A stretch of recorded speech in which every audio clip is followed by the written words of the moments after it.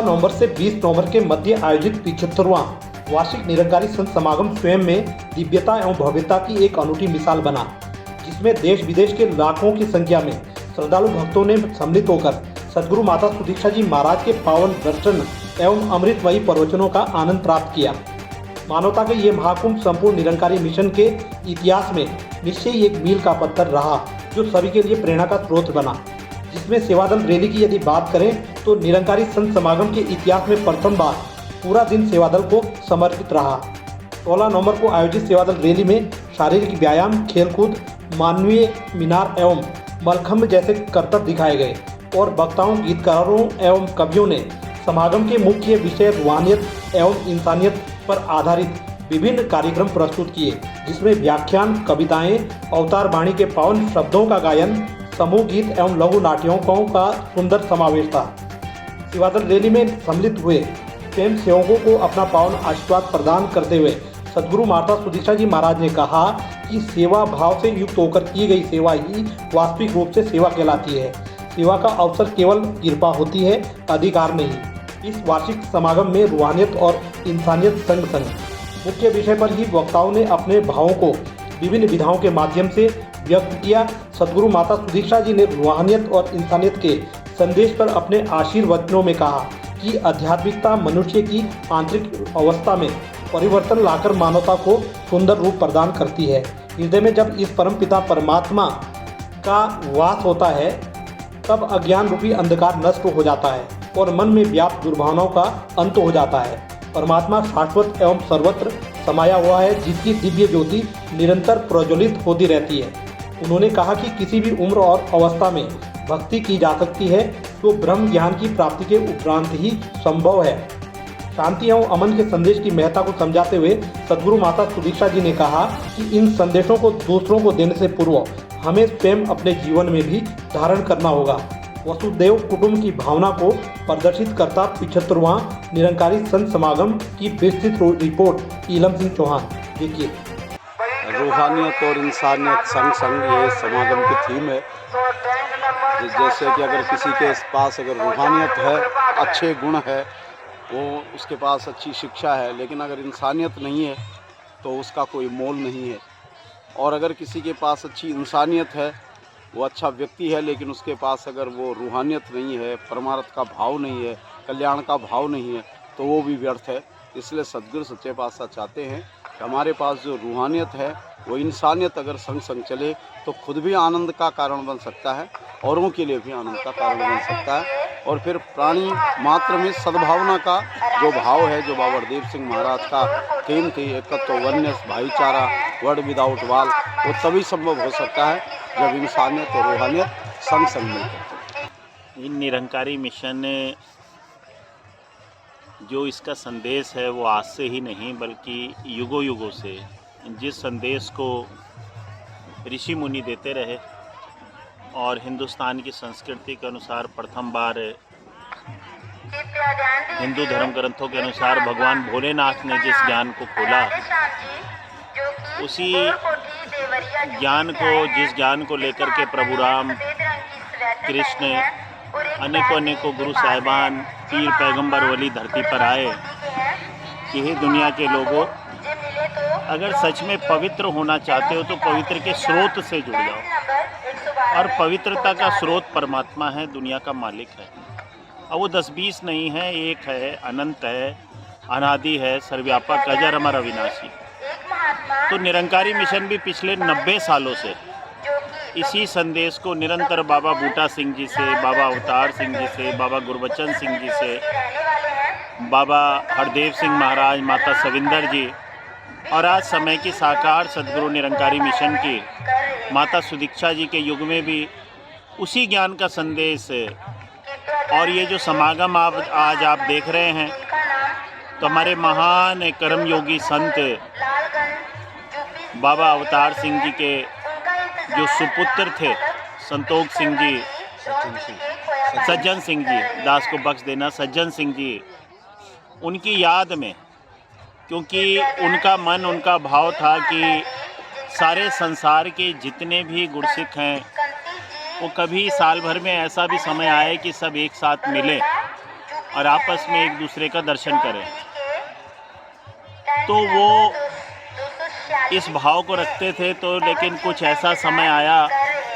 ऐसे परमात्मा की इच्छा थी कि भरी जवानी में, वो किशोरावस्था में ही आदरणीय सज्जन सिंह जी ब्रह्मलीन हुए। तो उन्हीं की याद में पहली बार पूरे विश्व से जो है सारे संतों को बुलाया गया, जो कुछ ही 100 संतों के करीब जो है संत आए, और उस समय ये समागम एक दिन का रखा गया। तो करते करते वो सफ़र लंबा होते होते आज 75 साल, वही फिर ये 3 दिन का रखा गया, बीच में 5-5 दिन का भी रखा गया इस बार माता जी ने, क्योंकि पीछे ऑनलाइन भी हम समागम करते रहे 2 साल, और ये 2 साल बाद जो है पहली बार ये 75वां संत समागम, प्लेटिनम जुबली, वही लड़ी जो सज्जन सिंह जी के याद करते हुए शुरुआत हुई थी। और ये इंसानियत जो है साध संगत जी, इंसानियत के लिए युगों युगों से भगवान कृष्ण ने भी कहा कि नहीं ज्ञानेन सदृशम पवित्र में विद्यते। एक बेहतरीन इंसान वही हो सकता है जिसका मन पवित्र होता है, और मन उसी का पवित्र होता है जिसके हृदय में रूहानियत होती है, और रूहानियत का स्रोत परमात्मा है। और आज समय के साकार सदगुरु का यही संदेश है कि हे इंसान, तो सच में आनंद, सुख और खुशी चाहता है तो सबसे पहले परमात्मा का दर्शन कर, क्योंकि परमात्मा का दर्शन करेगा तो परमात्मा स्रोत है संपूर्ण इंसानियत का, संपूर्ण आनंदों का, संपूर्ण सुखों का, संपूर्ण पवित्रता का। तो परमात्मा के दर्शन के बाद ही जैसे जैसे सदगुरु वचन बोलते हैं, उन पे जैसे जैसे गुरसिक समर्पित होता जाता है, वैसे वैसे भक्ति एक पराकाष्ठा की ओर बढ़ती चली जाती है। तो आशीर्वाद दो। आज माता जी के जो संदेश आ रहे हैं पीछे, जैसे अभी हमारे आदरणीय कुड़ियाल जी ने कहा, बाबा हरदेव सिंह महाराज जी ने हमको जो संदेश दिए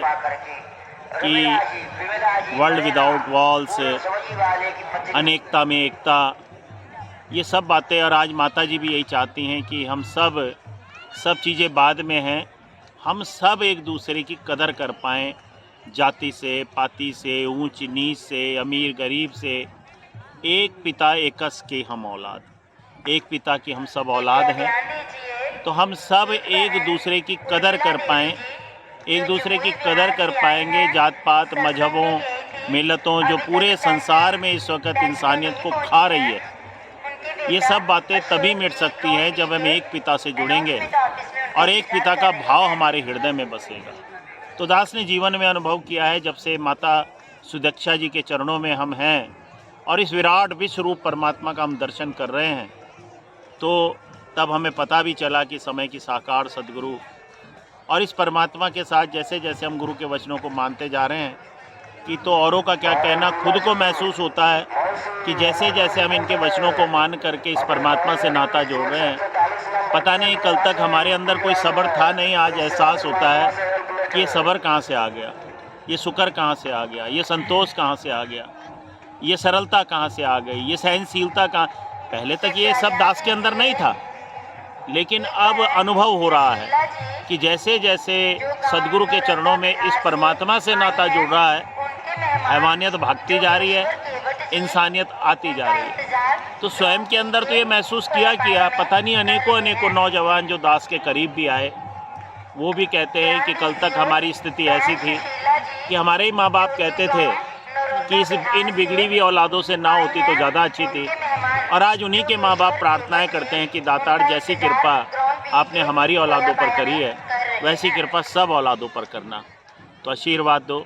तो दास ने तो यही महसूस किया कि बग़ैर रूहानियत के इंसानियत का जन्म ही नहीं हो सकता है।